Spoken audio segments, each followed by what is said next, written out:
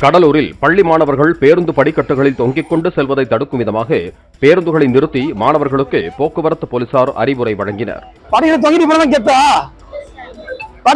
புரியுதா? தொங்கிட்டு போறது கெத்து கிடையாது.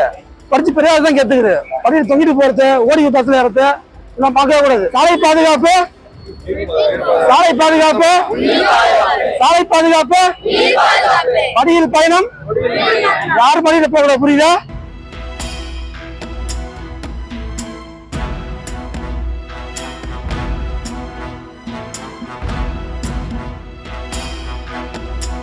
பிளே ஸ்டோர் மற்றும் ஆப் ஸ்டோரில் இருந்து பாலிமர் செயலியை QR கோடு மூலம் பதிவிறக்கம் செய்யுங்கள். செய்திகளை உடனுக்குடன் பெறுங்கள்.